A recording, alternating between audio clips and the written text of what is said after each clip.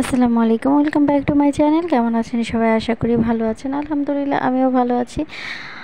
তো ক্যাপশন দেখে নিশ্চয়ই বুঝতে পারছেন আজকে আমি আপনাদের সাথে কি শেয়ার করছি।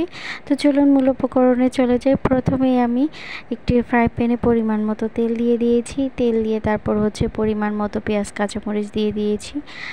আর তারপর ভালো করে ভেজে নেব। জাস্ট কাঁচা গন্ধটা যাওয়া আগ পর্যন্ত আমি ভেজে নেব। ভেজে নিয়ে তারপর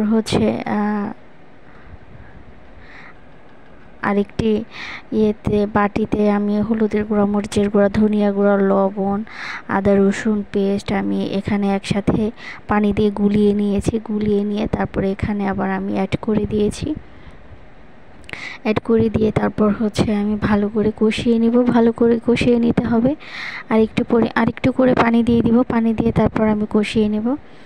তো কষিয়ে নিয়ে দেখতে পাচ্ছেন আমার কষানোটা হয়ে গিয়েছে। এই পর্যায়ে আমি বাইম মাছগুলো দিয়ে দিচ্ছি। বাইম মাছগুলো দিয়ে তারপর আমি আরেকটু ভালো করে কষিয়ে নিব। তো আলহামদুলিল্লাহ। আর আমার ভিডিও আপনাদের ভালো লেগে থাকলে অবশ্যই লাইক, কমেন্ট, সাবস্ক্রাইব করবেন।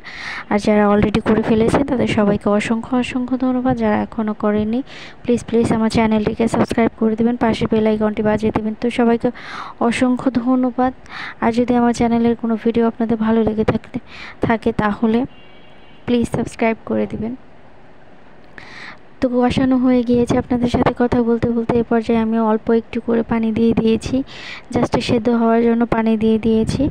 পানি দিয়ে তারপর ভালো করে আমি রান্না করে নেব। যতক্ষণ না পর্যন্ত ঠিক হয়ে যাচ্ছে ততক্ষণ পর্যন্ত আমি রান্না করে নিচ্ছি। তো দেখতেই পাচ্ছেন আমার রান্নাটি প্রায় হয়ে গিয়েছে।